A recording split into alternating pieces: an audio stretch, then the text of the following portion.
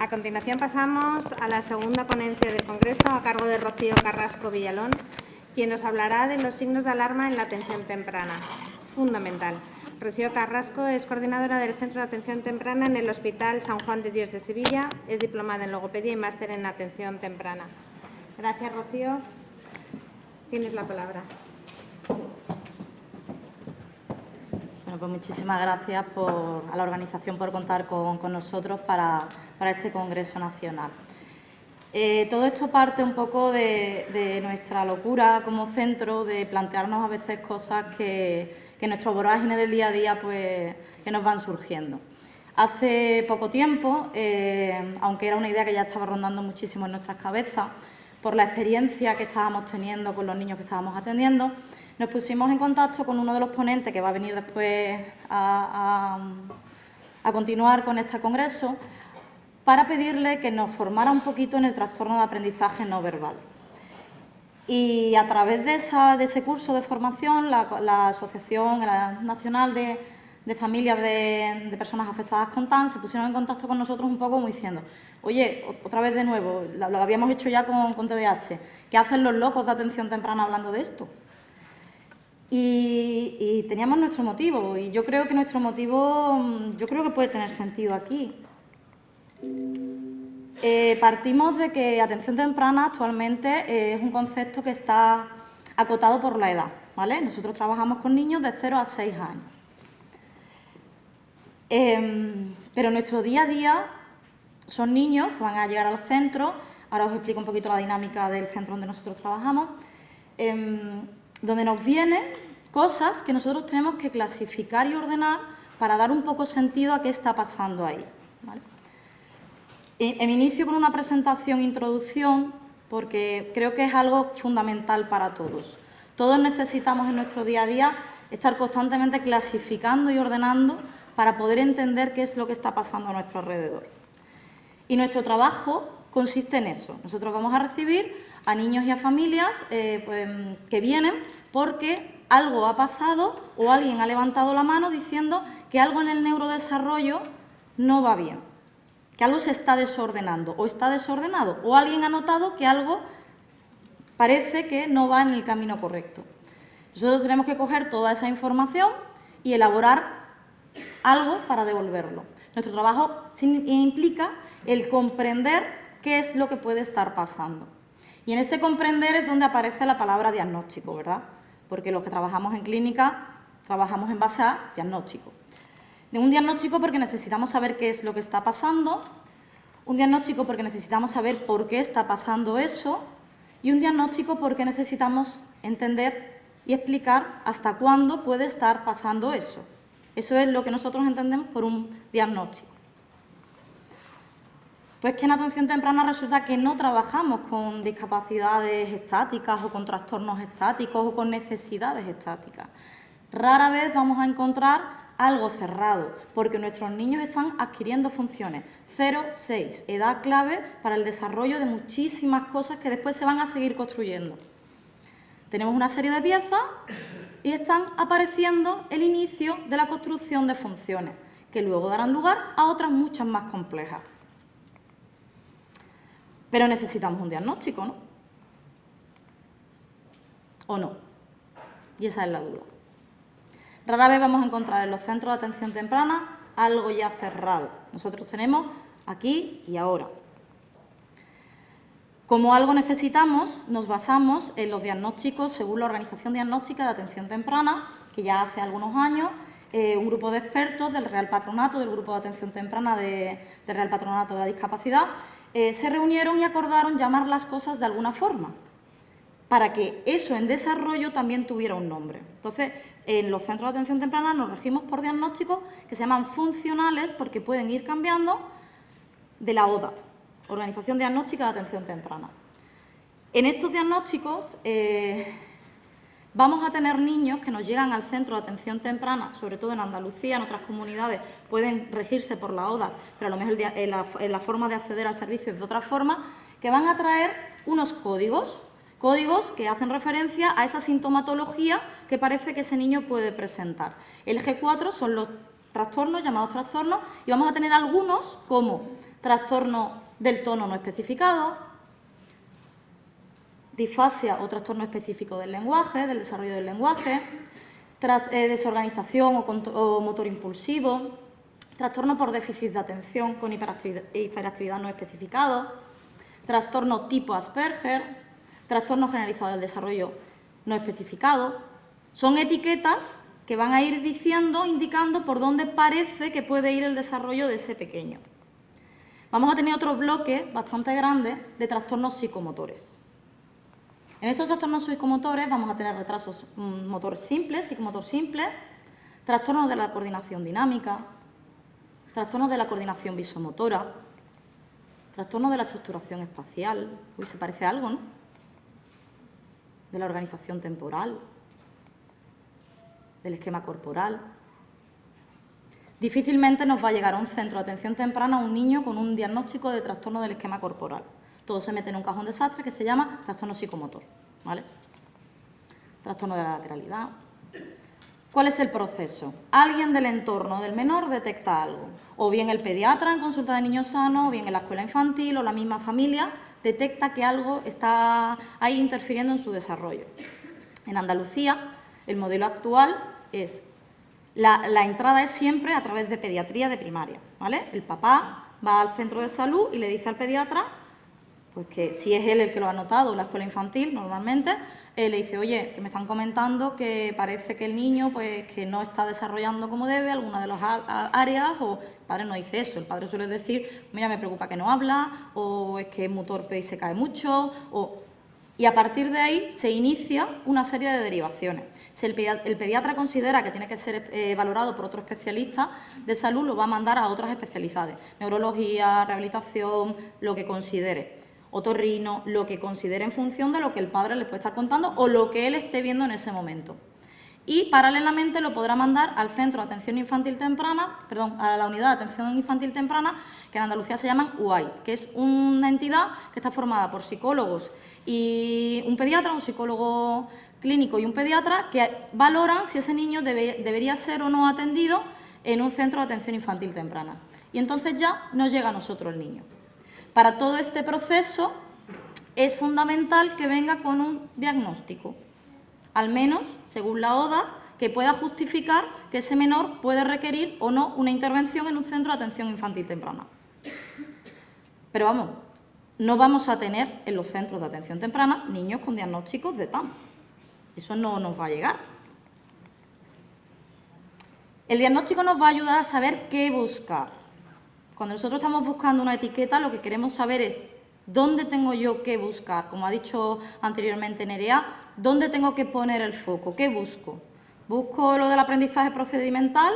¿Busco la dificultad visoespacial? ¿Qué busco? Pero lo que no se conoce, no se busca. Y realmente sabemos muy poco del trastorno de aprendizaje no verbal. Y en los centros de atención temprana entiendo que menos todavía, porque son menores de 6 años. Muchas de las cosas todavía no están apareciendo, ¿no? O sí, que ha dicho antes Nerea, que es un trastorno del neurodesarrollo, ¿no? Algo habrá ya, ¿no? Seguimos diciendo pues, que necesitamos conocer el diagnóstico del niño con el que vamos a empezar a trabajar. ¿Eso es así? Pues no, yo creo que no. Necesitamos conocer las necesidades. ¿Qué es lo que el niño está presentando? El diagnóstico no deja de ser una categoría, y si la categoría no está en las nuestras, no significa que nosotros no debamos conocer y buscar unas necesidades distintas a las que están en la categoría. Porque resulta que muchos de los síntomas sí están en nuestras categorías. Lo hemos explicado antes, cuando hemos sacado el listado de la ODA, hay muchas cosas ahí ya que ya te están diciendo que pueden ser síntomas de un trastorno de aprendizaje no verbal. ¿Significa esto entonces que tenemos niños con TAM en los centros de atención temprana? Pues claro, montones. Otra cosa es que no sepamos que lo sean. Vamos a tener necesidades de neurodesarrollo, vamos a tener que valorar estas necesidades a lo largo de la evolución del menor, del paso del tiempo y cómo va evolucionando este niño a los distintos tratamientos a los que se van a ir dando sesiones. Vamos a tener una familia que nos va a dar también información sobre las necesidades que nosotros no detectamos en consulta. En las salas de tratamiento estamos viendo una parcialidad muy limitada de lo que es la realidad de un niño. La familia nos tiene que transmitir mucho de qué está pasando fuera de allí también. Vamos a tener un colegio, una escuela infantil de primero o segundo ciclo. En el colegio nos van a dar información. Quiere relacionarse con los niños, pero parece que no sabe cómo. Está atento, pero en el momento que pongo el cantajuego se va a otro lado. Esa información que nos va a dar pistas. Vamos a tener otros especialistas que van a estar realizando posiblemente algunas de las pruebas para descartar que haya una lesión neurológica, que haya una alteración por crisis epiléptica, que haya un problema auditivo. Y vamos a tener un entorno cercano a ese niño, vamos a tener unos parques, vamos a tener donde también la familia, sobre todo, nos va a verbalizar cuáles son las necesidades que ellos notan, sobre todo en las partes sociales. El cerebro sigue desarrollándose. Ese niño posiblemente no llegó a nosotros por un trastorno psicomotor simple, con 18 meses porque no caminaba. Nosotros aplicamos una serie de pruebas, sobre todo evolutivas, cuestionarios para saber dónde está el desarrollo en coordinación oculomanual, en postural, en lenguaje, en social. Una batería de pruebas rapidita de pasar que nos va a decir cuáles son las necesidades de tratamiento y a partir de ahí vamos a seguir trabajando con ese niño en función de las nuevas necesidades que se vayan presentando. Trabajamos en edades claves porque es lo que estaba diciendo, quizás no llego con 18 meses con un retraso psicomotor y ya había piezas que estaban encajando ahí a duras penas, pero es que luego nos vamos a encontrar que es que hay otras piezas que parece que no están apareciendo en ese desarrollo. ¿Existe un patrón temprano de posible TAM? Sí, ¿verdad? Lo que pasa es que todavía no lo tenemos descrito. Todavía no nos hemos parado a pensar. Estudiamos a partir de los 6 años porque ya es obvio que esas funciones parece que ya no están o se están desarrollando de otra forma, pero ¿existe un patrón temprano? Sí, estamos convencidos. Nosotros en la atención temprana vamos a tener niños con dificultades de la coordinación, con dificultades en la adquisición del lenguaje, dificultades en la inhibición, dificultades en la socialización, dificultades en la percepción de estímulos, que no nos van a encajar bien en ninguno de los otros posibles diagnósticos, porque los diagnósticos no son puzzles en 2D, son puzzles en 3D, porque le tenemos que meter la evolución del cerebro en el tiempo, en el desarrollo. Entonces, tenemos que meter ahí un factor más. Tenemos que valorar muy bien las dificultades y las necesidades que el menor está encontrando. Para hacer esta ponencia hoy, lo que hemos hecho es en equipo. Nosotros en mi centro trabajamos actualmente 21 profesionales, psicólogos, logopedas, fisioterapeutas, terapeutas ocupacionales, una PT y sin neuropsicología. Hemos hecho una búsqueda bibliográfica de nuestro sistema informático, donde hemos rescatado historias de niños que habían estado con nosotros, que vinieron por un motivo y que sabemos, al cabo de los años que se han ido, que presenta un posible TAM, según nos dice la familia. Nosotros le damos de alta a los 6 años, pero ese diagnóstico llega más tarde, ¿vale? Y hemos encontrado una serie de cosas que puede parecer que son comunes a las historias que hemos ido revisando. El diagnóstico de TAM aparece pasado los 6 años, como os estaba comentando, y no aparece por arte de magia, por obra de magia. Es un trastorno del neurodesarrollo que ya estaba dando algunos síntomas. Por ejemplo, hemos encontrado un inicio posiblemente tardío a la hora de la comunicación. Muchos de los niños que nos llegaron a nosotros fueron derivados por dificultades tempranas de comunicación. Y eso habrá que analizarlo. Parece que tenemos dificultad porque pueden parecer mostrar poco interés en los sonidos del lenguaje. Estoy hablando de niños bastante pequeños, ¿eh? No estoy hablando estoy hablando de niños bastante pequeños. Hemos encontrado en este histórico cómo estos niños también pueden parecer presentar, cuando nos llegan, dificultades en gestos como el señalado, que después aparece. Estas cosas luego evolucionan, pero al llegar puede parecer que tienen estas dificultades. Dificultades en la participación en canciones y juegos rítmicos en las escuelas infantiles. Entonces, si ponemos el foco aquí, posiblemente el diagnóstico que se nos venga sea otro.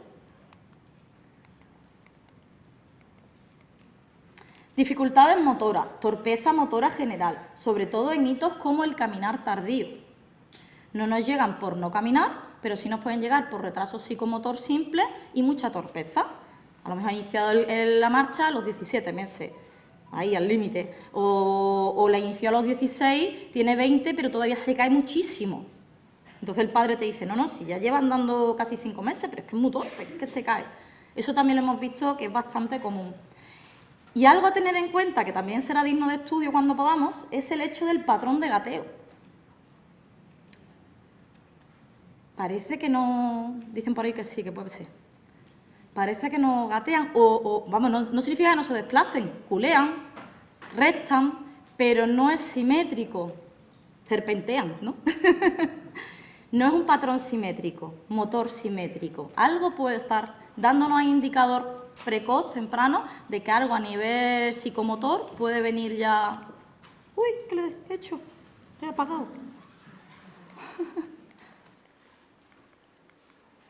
Motor fino, dificultades en encajables, en puzzles, en torres, no es por falta de interés. Es verdad que al principio podemos tener dificultades en esa coordinación oculomanual y aquí vuelvo a la ponencia de la compañera anterior, ese aprendizaje que decía ella que se automatizaba y a medida que lo vas haciendo te va saliendo mejor. Cuando no lo has hecho nunca no te va a salir bien, tienes que practicar. Pero parece que ya desde muy temprano esos hitos de desarrollo que habiendo expuesto al niño 4 veces a hacer la torre, ya la torre sale, aquí persisten esas dificultades. No es capaz de automatizarlo de forma tan rápida, ¿vale? Y no es por falta de interés. La criatura quiere. Lo intenta, lo intenta, lo intenta. Tenemos otro patrón de niños que es que no tiene interés. Entonces, como no tiene interés, no lo va a intentar. Y si no lo intenta, no le sale, ¿vale? Al principio es torre, puzzle, encajable, pues de lo normal de la edad del menor en el que estamos atendiendo, pero a medida que esto va evolucionando y aparece el garabateo, aparece el coloreado, aparece la escritura, ya sí empieza a haber cada vez menos interés, porque están viendo que le cuesta, que llevamos desde muy pequeño trabajando estas cositas y que nos cuesta. Dificultades de índole sociocomunicativo y de aquí también el hecho de que nos puedan venir con otro diagnóstico, tipo Presentan lenguaje. Si no es un problema de que no hablen, es que tienen dificultad a la hora de usarlo. Es que va al parque y no sabe cómo relacionarse con los demás, si él le habla. Pero no es capaz de entender que el otro niño, cuando se da la vuelta, es que no quiere jugar con él. No es capaz de entender que el otro niño, cuando está mirando la pelota y lo está mirando a él, es que le está pidiendo la pelota. Entonces, hay dificultades sociales y no por falta de lenguaje.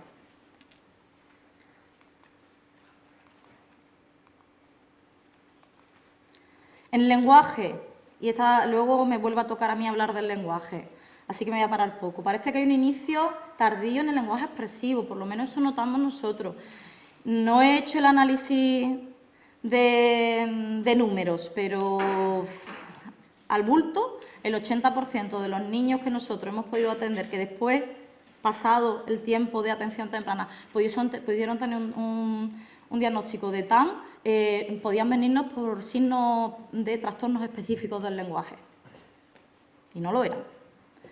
Dificultades quizás articulatorias iniciales, quizás por esa dificultad propioceptiva que puedan tener en algún momento, o quizás por ese bajo tono muscular, pero luego evoluciona estupendamente. Falta de habilidades conversacionales, sobre todo, vocabulario muy amplio, no es el contenido, es el uso.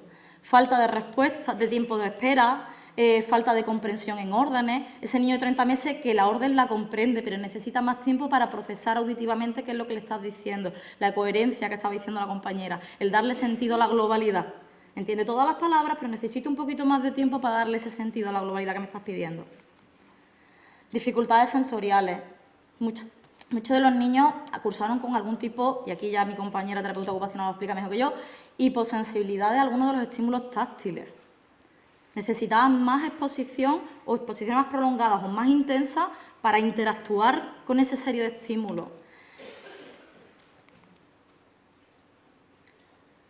Tendremos tanto diagnóstico como perspectiva. De todas este patrón que puede parecer tempranamente con niños que luego puedan ser diagnosticados como tan, en función de donde le pongamos el foco, nos va a salir una cosa u otra. Y aquí, a modo de reflexión, los profesionales que estamos, si ponemos una etiqueta y el padre entiende que es una etiqueta fija, a veces no va a seguir buscando otras etiquetas, va a entrar a piñón donde lo hemos colocado. Y si nos han dicho que es Asperger, no voy a buscar otra cosa. Entonces, tenemos que tener cuidado con las etiquetas que usamos, porque hay veces que son etiquetas temporales, ¿vale? Y las etiquetas no suelen tener una sensación de temporalidad. Si pongo el foco en la parte del lenguaje y sociocomunicativa, pues puedo estar viendo claramente rasgos TEA, Asperger, TEL. Si pongo el foco en la parte motora, pues puedo estar en un trastorno psicomotor, de la coordinación, del tono no especificado. Pero la visión es más completa todavía y todavía nos falta algo de tiempo para poder acabarlo. Entonces, cuidado con esa asignación de etiquetas. Vamos a tener necesidades. Tenemos que saber buscar las necesidades, estamos obligados a buscar esas necesidades del menor y la familia, a transmitir la información a la familia de forma clara y comprensible, a formarnos en lo que no conocemos, porque lo que no se conoce no se busca. Y a tener una actitud crítica en nuestro trabajo, siempre, porque así es como podemos seguir construyendo. Y como el ser humano necesita clasificar y ordenar para comprender, necesitamos comprender el TAM. Muchas gracias.